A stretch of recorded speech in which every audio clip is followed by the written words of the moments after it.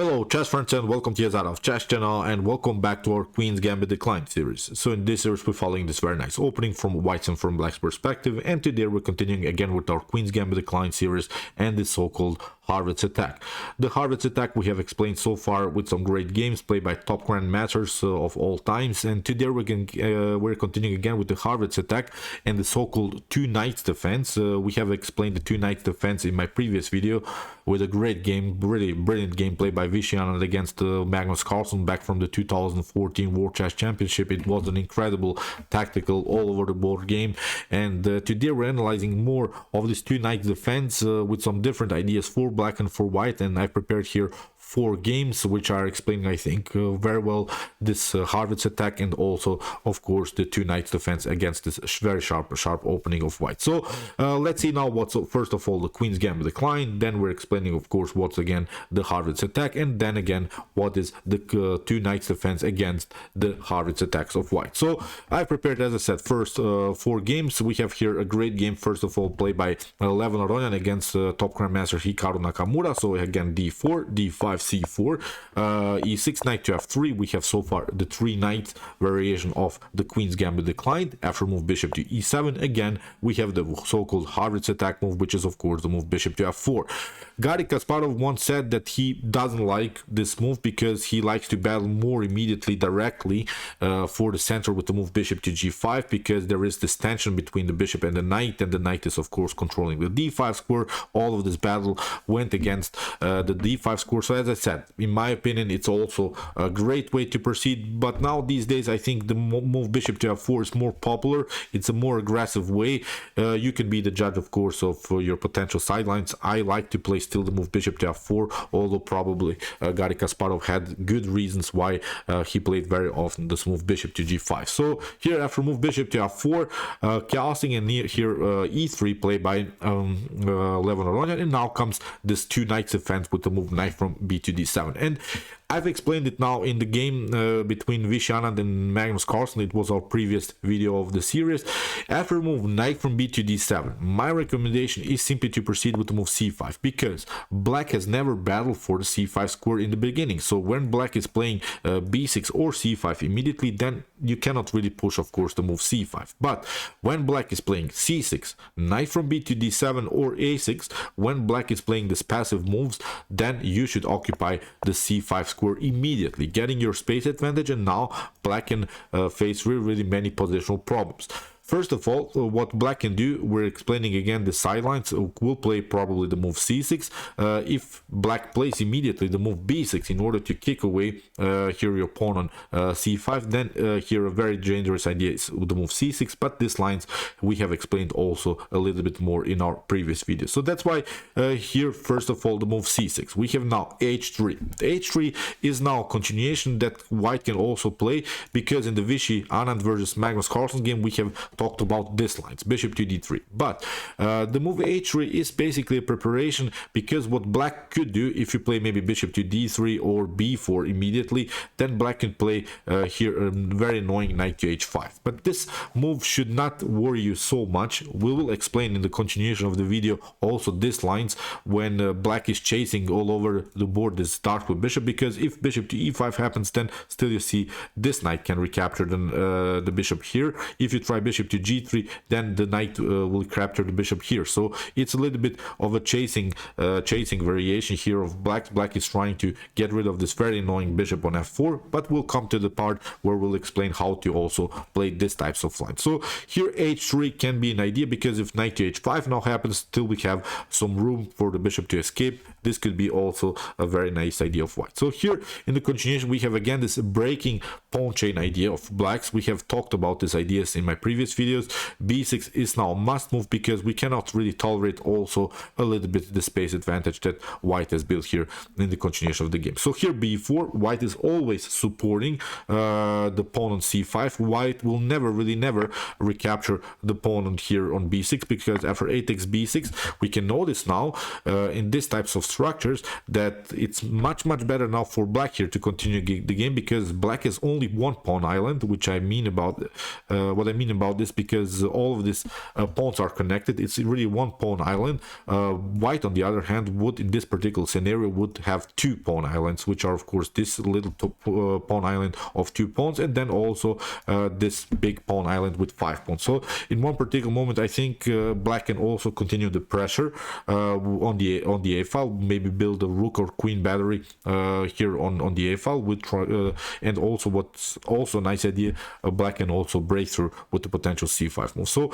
really never, I think never white should recapture the pawn on b6. So that's why many times white is simply continue the progress, is supporting the main advantage, which is of course the c5 square. So here in the continuation, after move b4, Hikaru is trying further to break the position on dark squares. a3, again a supportive move, never really taking.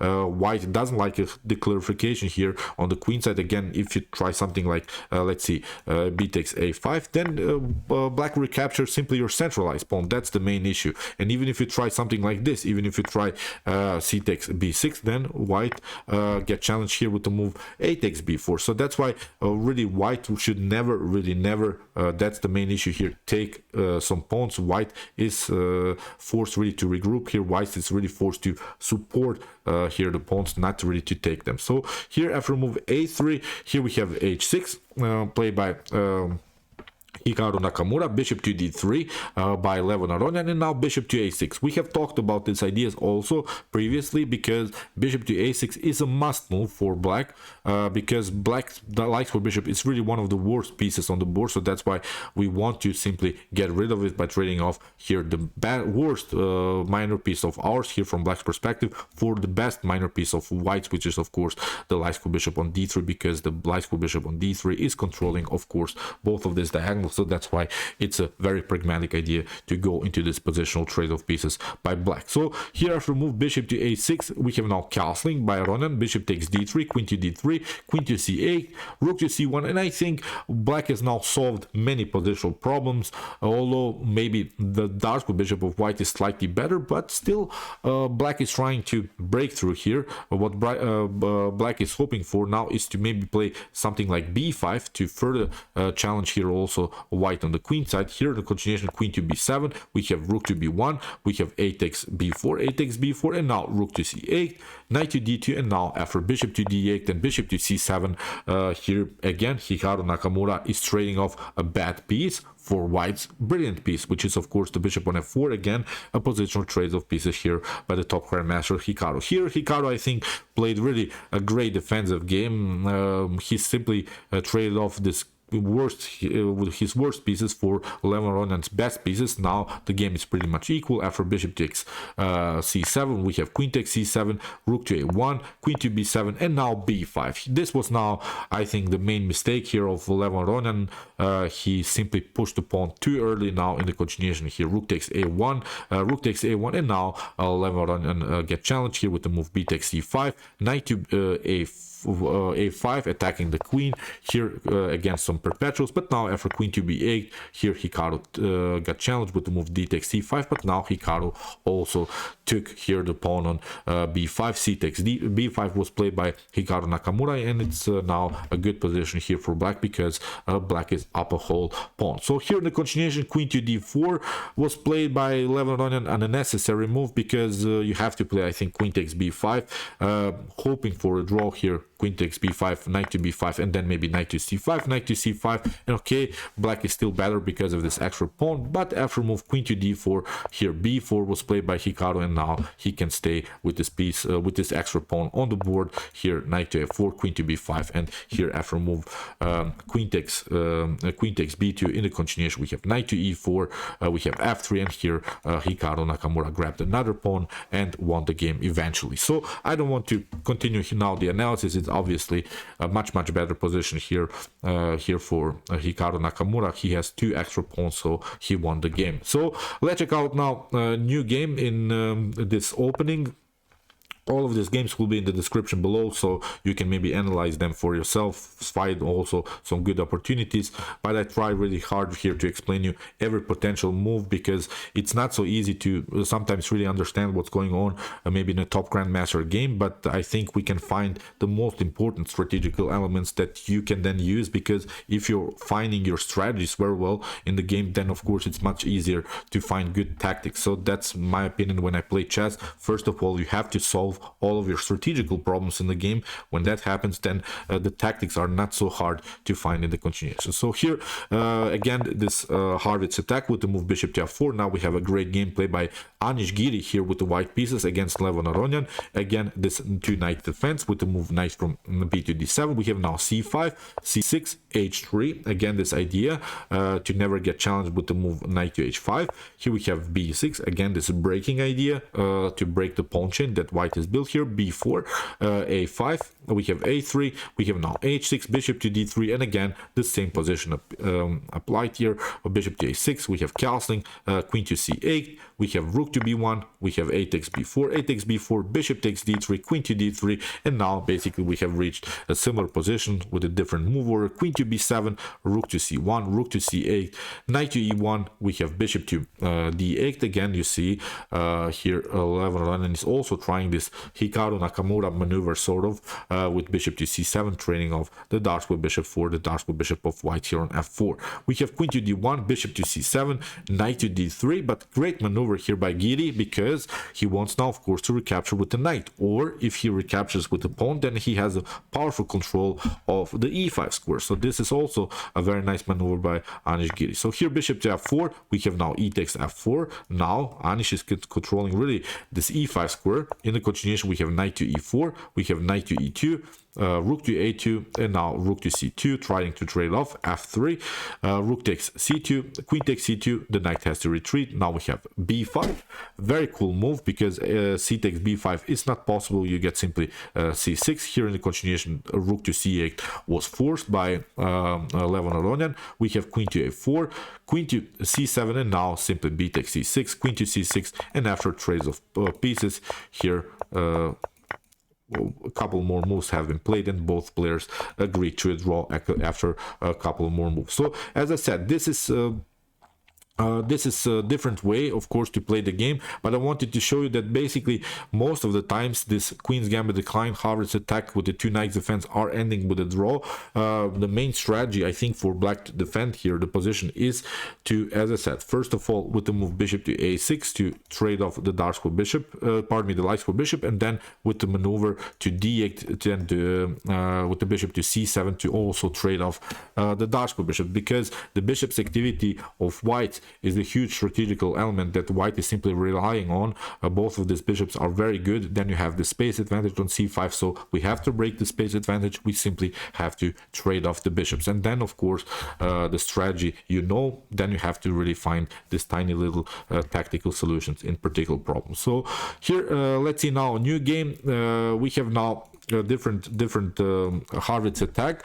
It's a great gameplay by Vishy Anand against Hikaru Nakamura, again with similar ideas, but now in this particular game Hikaru Nakamura will not play the move Vishy Anand will not play the move h3, will allow Hikaru Nakamura to challenge his bishop on f4 with the move knight to h5. So here c4, again we have the Harrwitz Attack, bishop to f4, e3, again this two knights defense with knight to d7, again c5, and now after move knight to h5 you see the bishop gets challenged immediately, but you should not worry, because here it's a normal move for you, bishop to d3. You should basically allow your opponent to take, because after knight to f4 and e takes f4 that Vishy Anand played, we can now say many things about this position. So first of all, knight to f6, the knight on f6 was a good defensive piece in front of black's king. Now there are in some occasions even some Greek gift tactics possibilities, not immediately, but you should always consider something like bishop takes d3, then knight to g5, and then queen to h5. If the bishop maybe leaves here the protection of the g5 square, then maybe this tactic could work. Also, what we can notice after here b6 and b4 that was played in the game, after castling and rook to e1, white has a good control of the e5 square. So this is also something that we should notice. So although but white doesn't have anymore the bishop pair on the board. Still, I kind of like white's position, and I've played several times the same position. I analyzed the Harrwitz Attack really hard at home, and as I said, it's not such a huge problem because we have still a great dark square grip, although we don't have anymore the dark square bishop on the board, but still with the space advantage on c5, with the control of the e5 square, with the potential control of the g5 square. Also, we have, I think, still a good control of dark square, so that's why it's not, as I said, such a huge problem. The light square bishop, that's now our main attacker here, and again, I think black has to challenge the light square bishop again by playing the move bishop to a6. So it's a different idea here of blacks, but basically with the same ideas. Again, black is trying with the move b6 to break the pawn chain. Again, is trying to get rid of the dark square bishop, which black basically accomplished here, and then in the continuation of the game also to trade off the light square bishop. So the same strategies but with different moves. So here in the continuation we have again this move a5, a3, c6, casting, queen to c7, g3, protecting our f4 pawn. We have bishop to a6, rook to e1, we have bishop to f6, king to g2, improving the position of the king here by Vishy Anand. We have now bishop takes d3, queen to d3, and now after rook to b8 we have now reached a similar position, but now at least black is continuing the game with this very dangerous dark square bishop. What black is hoping for somehow as a long-term plan is maybe to play g6, bishop to g7, and then maybe f6, e5 to break the position in the center like this. But it's a long run, it has to be prepared. Even if you manage to do that, you see, even if you play f6 somehow, then the e6 is weak, so it's really hard way maybe to make progress. That's why black is relying simply here on some b file, a file activities. So he's trying to simplify the game maybe by trading off the rook. So here h4 played by Vishy Anand. We have queen to a7, knight to e2. Here if you try a takes b4, here maybe something like a takes b4. If you try rook to a1, queen takes rook on a1, then okay, you have the two rooks against the queen. But again, this motif is possible. I think you should always consider this motif b5 if it's possible here from white's perspective to get this pawn rolling, because after c takes b5, queen to b5 is happening, the knight is challenged, and then with c6, knight to e5, I think white could have really a dominant position. So that's why black has to be careful because of this b5 motif. Whenever you see the possibility to push the pawn and then this pawn is rolling, that's a tactical motif that you should always consider in the in this close position. On the queen side, we have talked about this motif in this great game played by Vishy Anand against Magnus Carlsen, so that's why you should always consider. Sometimes it's not possible, but at least you should try it out sometimes. So here after move queen to a7, we have knight to e2. As said here, Hikaru Nakamura didn't play a takes b4. We have rook to b1.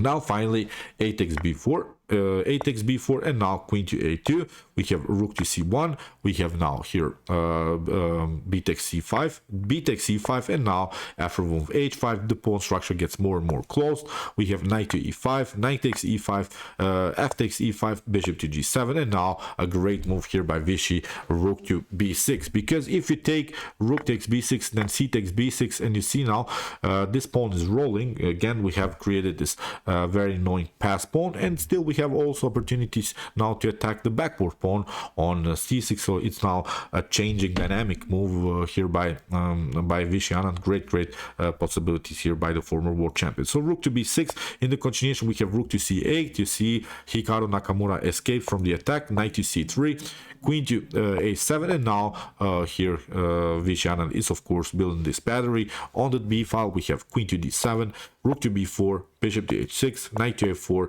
Now you see the b6 is also a very nice square now for the knight. We have king to g7, rook to b7, takes, and now after move g5, here we have queen to e2, attacking now the h5 pawn. Very nice tactical game here by Vishy Anand. G4, queen to a6, we have queen to g8, now knight to b6. Basically the game is over now for Hikaru. All of these pieces are dancing now of whites. Every piece is really on an active square. Here rook to f8, knight to d7. Here we knight takes f8. We have queen to e4, king takes f8, but not a problem here. Vicianand builds this battery. No checks are possible. We have king to g6 and after move king to h8. In this position, Hikaru Nakamura resigned. So great game by Vicianand. I really liked his calm pace in the game. Then when the game became dynamic, he found really the best squares on the board, especially with this b5 possibility. I think here in the game, Hikaru Nakamura got a little bit annoyed because he missed some tactics. He defended in the beginning the position very well, but then Vichy striked with some great improving of the position of the minor pieces ideas. I really loved the game, and that's something that we should study as a cornerstone, because here I think all of this strategic elements were applied of the Harrwitz Attack of the two knights defense. So let's check out now a new game. Hikaru Nakamura here with white pieces against Vladimir Kramnik. Again, we have the Harrwitz Attack with the two knights defense, c5, knight to h5. Again, here now Hikaru Nakamura got challenged by this knight to h5 idea. We have bishop to d3, knight takes f4, e takes f4, b6, b4, a5, a3. So as I said, you should never take out here some pawns. You are waiting here black to take. So here c6 castling, bishop to a6. Again, the same strategies. We have rook to e1, bishop to f6, knight to e5, bishop to e5. Here f takes e5, bishop takes d3, queen to d3, and okay, white still has the space advantage, but the game is about equal because the knights are on the board, the rooks are on the board, the same materials on the board, so it's not so easy, I think, here for white to attack the position. We have rook to a7, g3, here a battery again, a takes b3, a takes b4, rook to a3, attacking the knight. We have queen to c2, rook to b8, and now h4,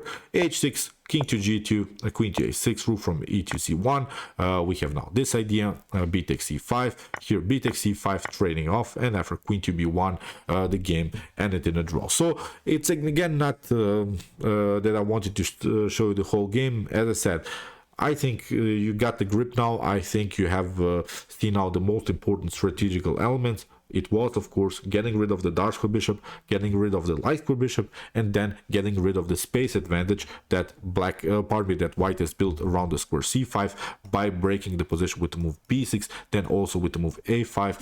As I said, this things will happen to you many times if you lock the position with the move c5 in the Harrwitz Attack of the two knights defense. In the continuation of the game, we're analyzing also some different ideas. We'll analyze now the move a6, which are also good opportunities for black and for white of the Harrwitz Attack. So okay, I hope that you realize these ideas of this very important opening, and I hope that you understand now the most important strategies of this opening. If you want to study the Harrwitz Attack more, please check out my whole series from the part 1, part 2, part 3, and so on. And if you like this content, don't forget to subscribe to my channel. See you soon with some more videos, and chess is the best, of course.